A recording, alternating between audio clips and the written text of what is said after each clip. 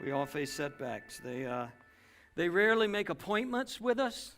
They never put themselves on our calendar. They just have a way of showing up in our lives, struggles and obstacles and challenges. And that's what we're talking about in this series. We're going to face them, and since we're going to face them, let's ask, how are we going to respond? You've probably heard someone say what happens to us is not as important as how we react to what happens to us. We have limited control over some of the things that happen to us, that happen in our life, but we have a lot of control over how we respond to those things. That's kind of the idea of this series, and we've walked through a couple of different topics asking, how do we come back from that? How do we respond to that? What would be the right way to respond? We plan our messages a couple of months in advance, our series and our messages, and so a couple of months ago is when we were talking about this series. Maybe back right before Christmas, we were kind of planning out this part of the year, and we chose this series, and I chose the topic for today. And a couple of months ago, it was a great idea. It was like a great idea. About 4 months ago, the last 2 weeks, it has not seemed like such a great idea. Sometimes I get to actually having to preach on whatever I decided to preach on, and I think, what were you thinking? Like, why did you think this was a good idea?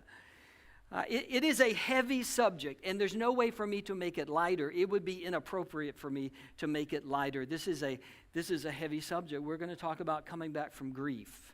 What do you do when you walk through the paths of grief? How can you respond? What can you expect in your life?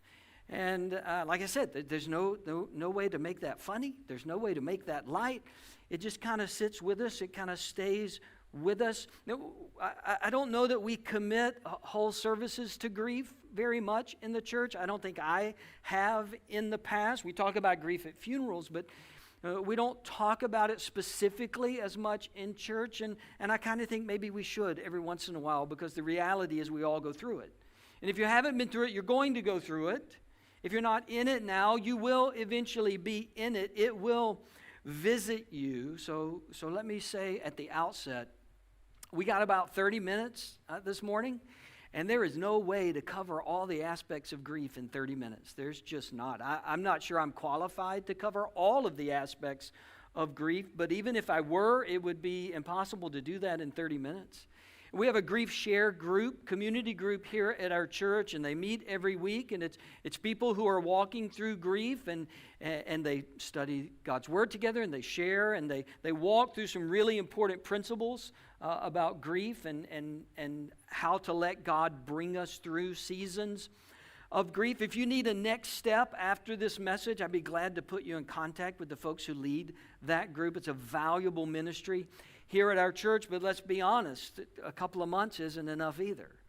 30 minutes, 3 months, there's really not a timeline with grief. This is one of the things that makes it so difficult to put our arms around, is there's not a timeline when you should be past it or when you should be through it. The reality is grief lasts as long as it lasts. Those of you who have been through grief, you know this.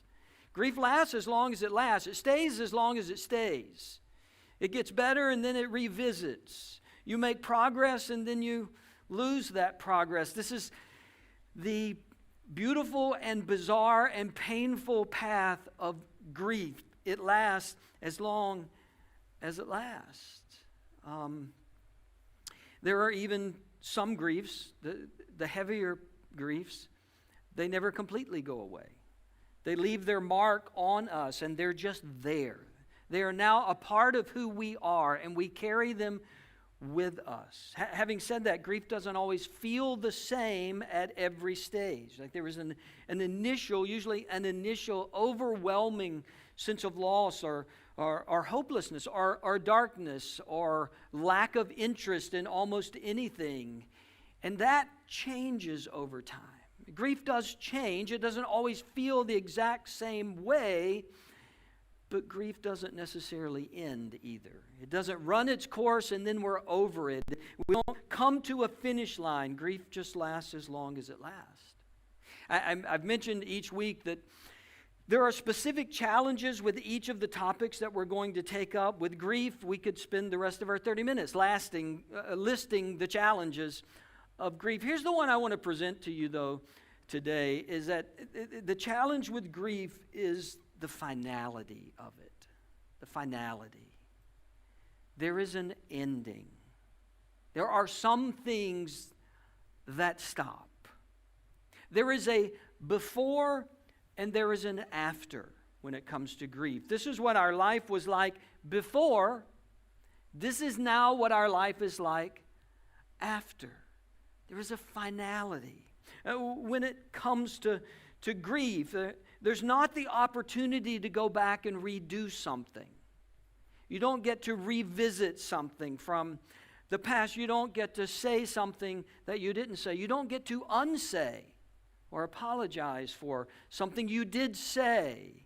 You don't get to do something that you thought about doing before. There is this painful finality when it comes to grief, which gives me an opportunity to just quickly say, if there is something you need to say to someone, now is the time.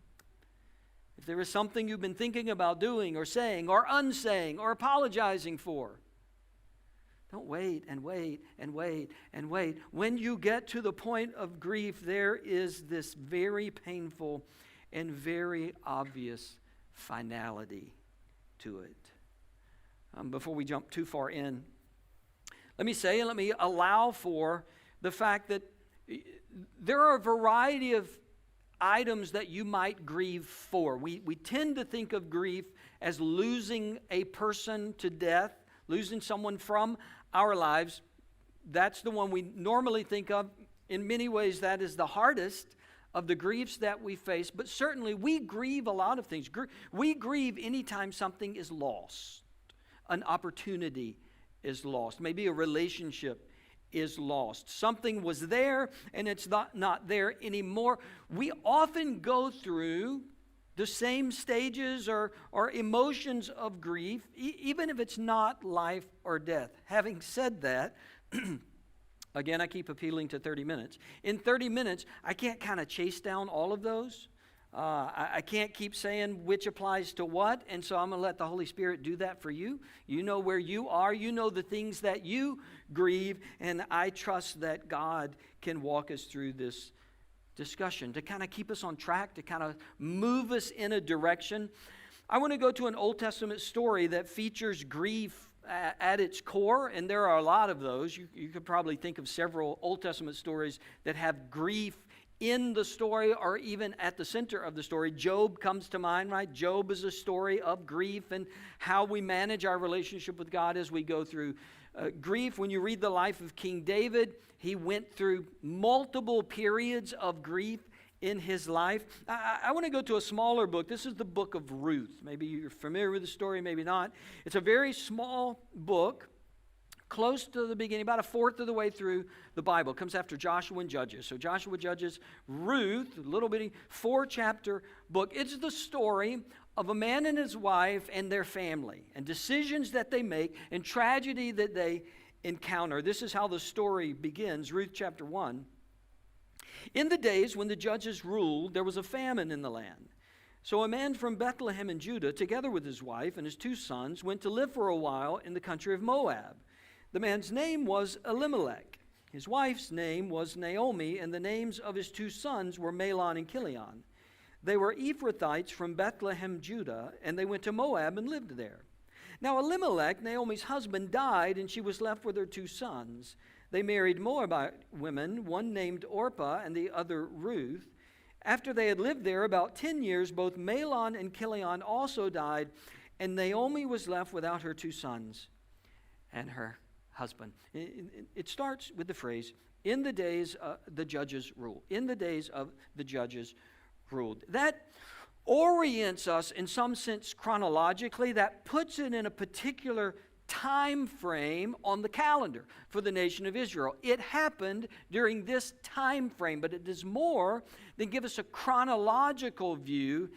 It tells us what the spiritual, emotional temperature was in Israel at the time, specifically in Bethlehem, much in the same way as if I said to you during the Great Depression.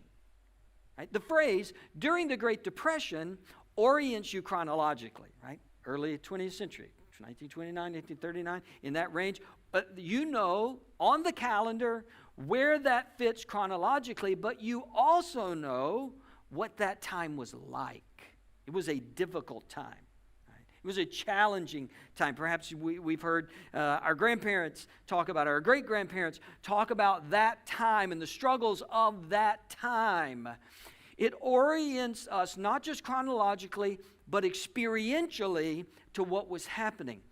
The phrase, in the days the judges ruled, orients us the same way, not just chronologically, but experientially. These were difficult times.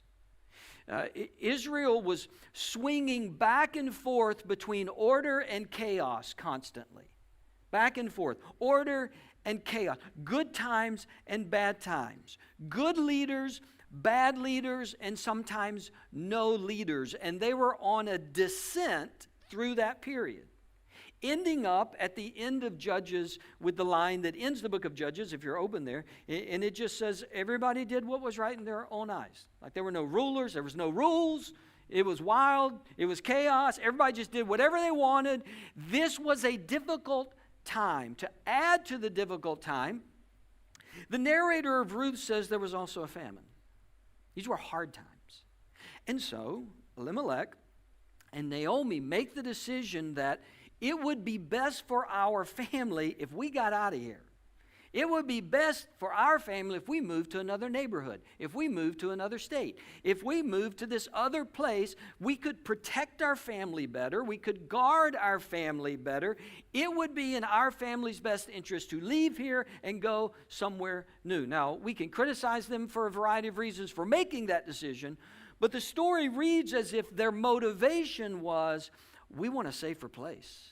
We want a safer place for our family. And yet, in that safer place that they desired to go to, tragedy finds them. Grief finds them. Not just a little bit of grief, a lot of grief. The husband, father, dies. The two sons die. In the place that was supposed to be safe. We were just doing what we thought we were supposed to do, and we ended up here. Ever feel that way? Know people who have been in that situation where we're just trying to make the best decision. We thought this was the right decision. And it turns out that tragedy visits us sometimes in the midst of the right decision. Here's one of the brutal facts about grief. We have no control over when grief visits us.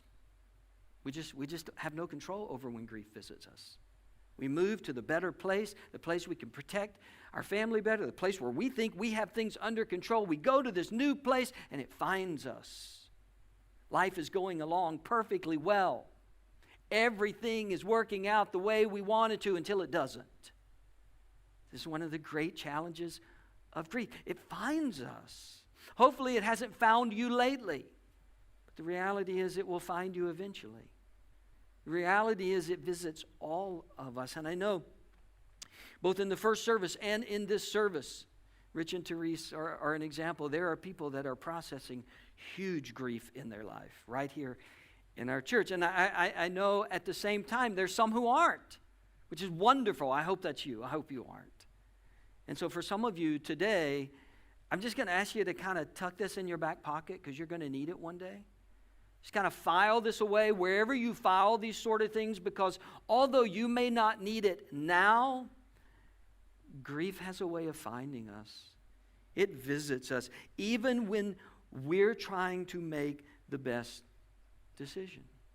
After this tragedy strikes, Naomi, the mother-in-law now with two daughters-in-law, Naomi decides, I'm going to go back to where I came from. I'm going to go back to Bethlehem. I'm just going to go back to where my family is, my support system is. We haven't lived there in forever, but I still know people there. She had also heard that things were better in Bethlehem. Things had improved in a variety of ways, and so she decides, I'm going to move.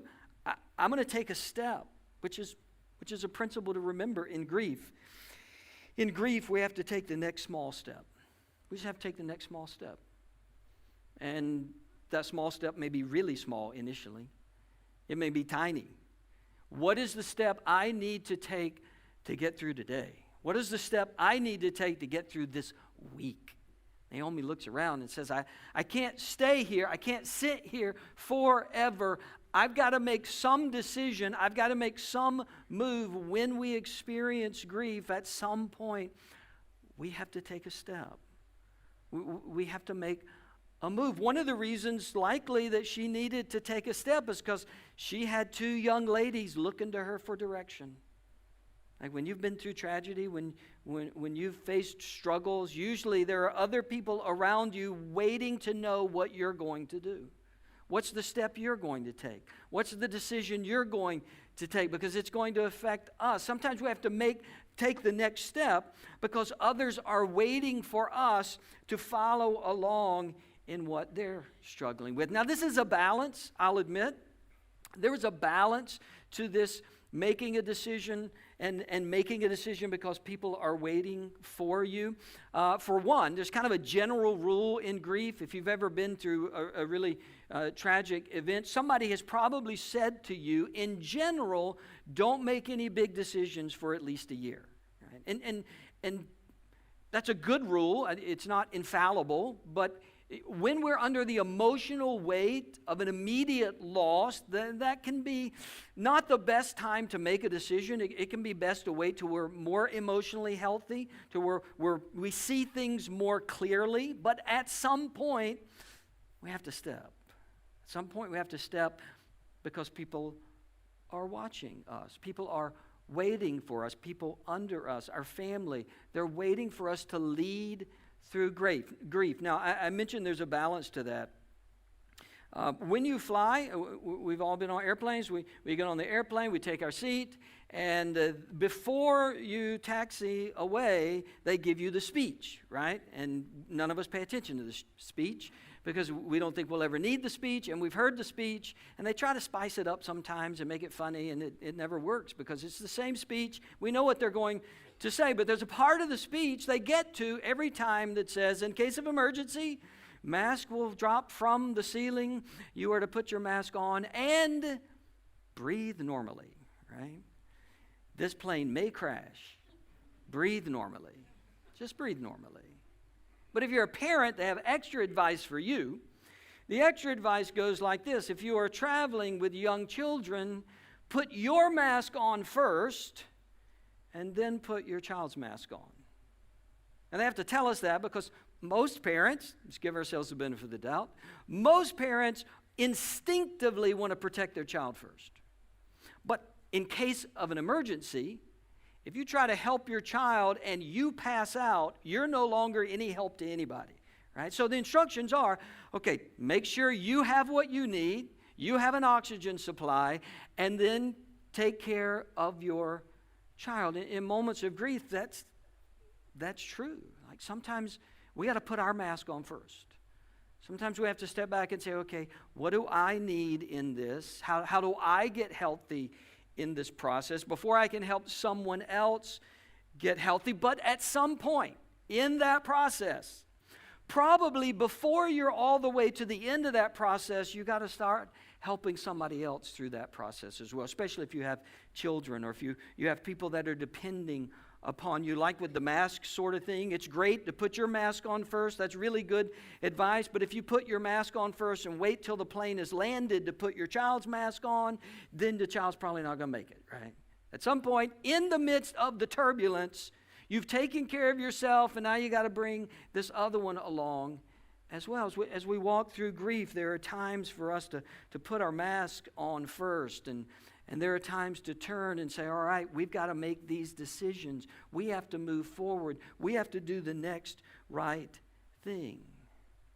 Naomi begins to make her journey back to Bethlehem, and her daughters-in-law, Orpah and Ruth, follow along with her. And Naomi perhaps realizes what she's asking of her daughters-in-law. They're not from Bethlehem. They don't have any family back there. They don't have a support system back there. So at some point she turns to them and said, You ladies go back to your family. I'm going to my family. You go back to your family. I don't want you to give up everything that you have to come with me. I don't want you to walk away from all of your support just to come with me. You're grieving too. They had both lost husbands. You're grieving too. And so there is this moment where Naomi tries to separate from Ruth and Orpah. And I also wonder if it's possible this is Naomi's way of pushing people away in grief. You know that we do that sometimes? Like when we're hurting, when we're grieving, we can be tempted to isolate. I wonder if some of that's going on with Naomi. I just want to be alone. I want you to go away. Granted, there are times we need to be alone, but when we walk through grief, you and I need to be very careful about pushing people away that could be help and support and encouragement to us. It's difficult. It's difficult to re-engage relationships sometimes. It's difficult to answer the same questions over and over again every time you see somebody new, isn't it? It's difficult to tell the story again and again and again. And for those reasons and other reasons, when we go through grief, some of us are tempted to push people away, to isolate ourselves. Maybe some of that's going on in Naomi. I don't know. One of the daughters-in-law turns back and says, you're right, I'm going to go back to my family. But one of them, Ruth, says, I'm going to stay with you. We're going to walk through this together. You and I are going to face what we're facing, and we're going to face it together. And this is the point in the story where we get that statement of commitment that we quote sometimes from Ruth. She says, where you go, I will go. Where you stay, I will stay. Your people will be my people. Your God will be my God. Right? Don't tell me to go. That's how she starts. Don't tell me to go. Don't push me away. I'm going to stay. Committed to you. I'm walking with you. I'm going to be with you. Even in her own grief, I'm going to be with you. I'm going to walk with you. One leaves at that point. One stays. Principle to remember. Not everyone will walk all the way through your grief with you, and that's okay. Again, just kind of tuck this away for later. Not everyone's going to walk all the way through your grief with you, and that's okay. Not everybody can. Not everybody's available in that way. There are a lot of people in the early stages of your grief that are going to show up for you. They're going to show up and they're going to bring a meal and they're going to encourage you and they're going to send flowers and they're going to be at the service and they're going to surround you, but that group is slowly going to start to peel off. That's human nature. It's okay. Some people are going to step in the middle, maybe after you've worked through that initial pain of loss, and they're going to step in. They're not even going to know all the details of everything that happened. They're just going to know it was bad, and you're hurting, and they want to be in your life for a little while. And some people are going to step in right at the end. They know almost nothing about what happened. They just know they want to be with you during this time. This is the way human relationships work. This is the way human interaction is. Not everybody goes the full distance with us, and if we can remember in our grief, that's okay. I can take encouragement from this person for a little while, and this person for a little while, and this person for a little while. But there are some people that go the distance, right? Ruth was one of those people who just said, I'm staying. I'm staying the whole time. I'm not leaving. You can't push me away. You can't chase me away. You can't yell at me and make me go away. I'm staying. I'm here. I'm with you, and those are the precious few in our life. Those are the precious few. If you have those, they are treasures. They are like gold. I would add just a couple things to that, and one is, in all likelihood, if you have that relationship, it's one that you've been building for a really long time. It's one that you have been in their life and they have been in your life for a really long time. Those relationships tend to be the ones that we have committed to and given ourselves to for a really long time. I mention that only because the tendency to isolate during this time, right? During the current world we live in, the tendency to isolate and separate and pull out of groups and pull away from people and get mad at people really easy, that ultimately has terrible impacts on us when we go through difficult times. It is the people that we are investing in and are investing in us. It's the people that we are building deep and lasting relationships with that tend to show up and stay. To those of you who are not the ones grieving, say a couple things to you. If you can show up and stay, great. If you feel like you should show up and stay, great. If it's somebody you have a long history with, show up and stay. Show up and be committed. Keep checking in. Don't let them chase you away, because they'll try to. Don't let them push you out, because they'll try to. But if what you can give is not showing up and staying, but if you can give a little bit of the journey, give a little bit of the journey. Step in for a little while. Don't feel like you have to give everything in order to give something. Be that person that walks a couple of miles with them. Walks 100 feet with them. Be that person who shows up in their hurt, even if you can't go the whole way. Just show up. Back to the story, verse 19. So the two women, this is Naomi and Ruth, so the two women went on until they came to Bethlehem. When they arrived in Bethlehem, the whole town was stirred because of them. And the women exclaimed, "Can this be Naomi?" They hadn't seen her in a while. She moved a long time ago. "Can this be Naomi?" "Don't call me Naomi," she told them. "Call me Mara, because the Almighty has made my life very bitter. I went away full, but the Lord has brought me back empty. Why call me Naomi? The Lord has afflicted me. The Almighty has brought misfortune upon me." They arrived back in Bethlehem. And if you've experienced grief, if you've experienced a big tragedy in your life, you know that every time you see somebody for the first time, it's like you relive the whole thing again through their eyes. Like if you've lost somebody close to you, and then like 2 weeks later you see somebody for the first time, and it's like you relive those emotions through that person's eyes.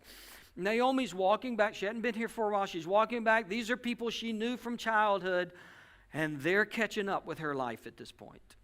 They're feeling what she has gone through.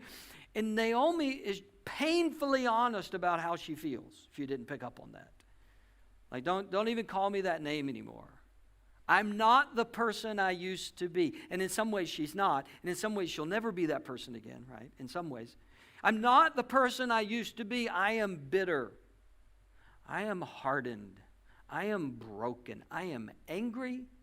I'm mad at God. Notice she blames God, which was not unprecedented in the Old Testament. It wasn't true. It wasn't true that God did this. But often in the Old Testament, people speak this way. God did this to me. This raw emotion spills out of Naomi. Which reminds us, be honest about your emotions. And even how you feel about God in grief. God can handle it. God can handle Naomi for a moment saying, God did this to me.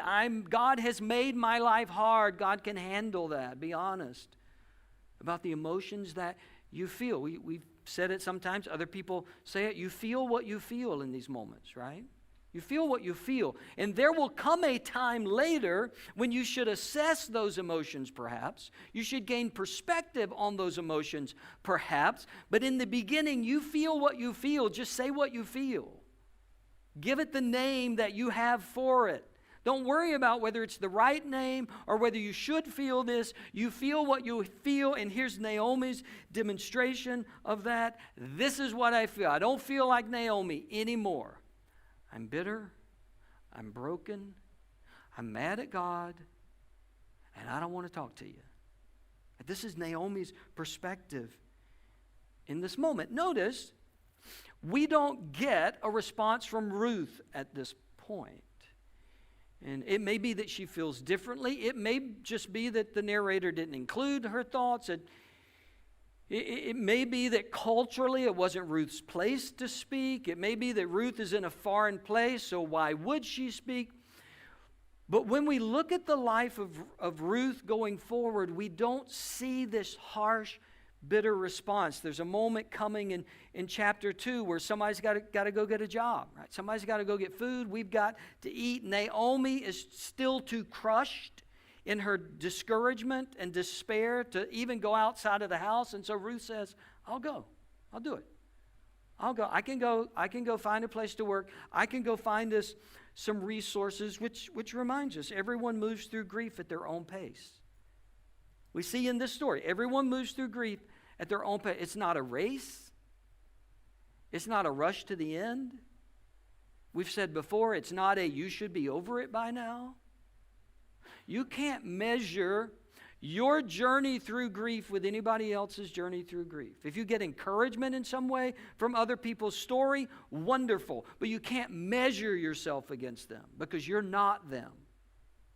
You're traveling a road of grief that is uniquely your own. Not that others haven't experienced grief. It's just it's your turn. It's your time. And it's not 100% like anybody else's. It's yours. You feel what you feel. You walk through it at the pace that you walk through it.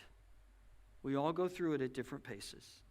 There's stages of grief, which are important and can be very valuable. And somebody way smarter than me came up with it. Okay, so valuable, but it's not valuable to think, well, everybody just goes through those in a linear fashion. If you just walk from 1 to 2 to 3 to 4 to 5, then you're out. Don't pass go, don't collect $200. You're just out. Spit you out on the other side. But nobody goes through the stages of grief that way.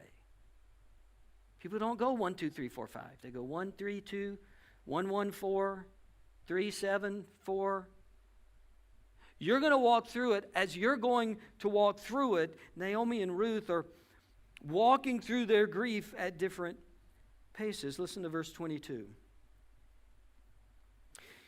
So Naomi returned from Moab, accompanied by Ruth the Moabite, her daughter-in-law, arriving in Bethlehem as the barley harvest was beginning. This is the last line of chapter 1. Now, it didn't have chapters when they wrote it. But in our Bible, this is the last line of chapter 1, and it is a fitting place to pause. If this were a Netflix series, this is where you would end the first episode, credits would roll, and then the little sign would say, next episode starts in 5, 4, 3, 2, right? This is where you would end one episode and you would get ready for the next episode, because this episode, this ending, tells us something about the past and the future. And they arrived as the barley harvest was beginning. Everything up to this point has been tragic, has been loss, has been dark, has been hopelessness. There was a famine. They were living in the times of the judges. They went away hoping to find a better life, but 3 people died in that other life. Now they've come back and they're still bitter. But at the end of chapter 1, there's this little light. There's this little flicker of hope. They arrived as the barley harvest was beginning. They arrived as life was coming back. They arrived as hope was coming back, as resources were starting to come back. When we grieve, in grief, it's okay to see and celebrate the good that's happening in the middle of your grief. You're not saying I'm over it just because you see that this part is pretty good. You're not dishonoring anyone's memory when you say something good's happening in this area of my life. Still trying to get through this area, still trying to walk through grief, still trying to walk through difficult times, but I see that something good could happen here. It is okay to acknowledge that even in the worst of your moments, even in the hardest of your times, even in the darkest places, it's okay to say, there's just a little bit of light up there. It's not a forest fire yet. It's not a beam. It's just a little bit right over there. Just a little bit of hope. just a little bit of light. Those of you who've been through difficult times of grief, you can relate to the fact that in that moment, you can be telling a story and be laughing at 1 second, and 5 seconds later be a puddle of tears, right? This is the painful reality of grief. But it is okay to laugh and celebrate when something good is there. Because God is saying something at the end of chapter 1. And what God is telling us is chapter 1's not going to be the end. Chapter 1's not going to be the end. It was full of hurt and brokenness and sorrow and difficulty and grief, but it's just chapter 1. And there's a chapter 2 coming. And there's a chapter 3 coming. And there's a chapter 4 coming. And if you know the story, this little glimmer of hope at the end of chapter 1, this barley harvest, which seems like too much information, like why do we need to know that? It seems irrelevant to the story. This becomes the environment for everything God is about to do. And nobody knows that at the end of chapter 1. Nobody. Ruth doesn't know it. Naomi doesn't know it. Nobody knows it but God. That at the end of this darkest moment, God is giving an environment where He's about to do something incredible. And if you know the rest of the story, we don't have time to get to all the details of the rest of the story. But for the rest of the story, God works in a barley field to bring a future and a hope and to bring joy, not just to them. And we find out at the end of the story, this barley field becomes part of God's ultimate story. Because they're going to be the grandparents of a king. And through the line of that king is going to come the Savior. And it started in darkness in chapter 1 and just a barley field at the end. Yeah, if you're grieving, if you're struggling, if it's difficult just to put one foot in front of the other, I can promise you chapter 1 is not the end of your story. Your story is not going to end in chapter 1. God has more to write. God has more to tell. Now, I don't want to be simplistic and I don't want to be insensitive. That doesn't erase the pain of chapter 1. That's not what I'm saying. We don't forget chapter 1. Much of chapter 1 becomes a part of us. Those scars become a part of us. They shape who we are. We carry them in our heart. It doesn't erase chapter 1. God's just not done in chapter 1. God's bringing something new after chapter 1. Grief wounds. Grief hurts. Grief stays for however long it stays. It's just not the end. And it won't be the end for you. Would you pray with me?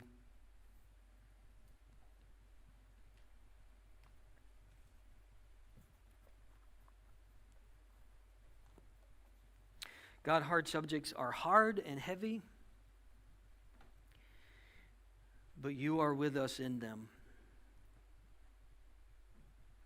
Chapter 1 is hard and dark, and there's full of brokenness. But right at the end, you tell us this isn't the end. There's more to come. I'm going to keep telling this story, and it's going to be glorious. God, I pray for any person here that's walking through grief, that's walking through hurt, walking through tragedy and struggle, that they will cling to the truth that there's a barley harvest at the end of chapter 1. There's hope at the end of our hurt. There's light at the end of our suffering. You are a good God. You comfort us well. So I pray for those who have needs today, that you will meet them in that need. You will meet them in that sorrow, and you will lead them forward. I pray it in Jesus' name. If you're here, you want somebody to pray with you, I'll be down front. You don't have to tell me your story if you don't want to. If you just want somebody to pray with you, I'll pray with you. Let's stand. Let's worship together.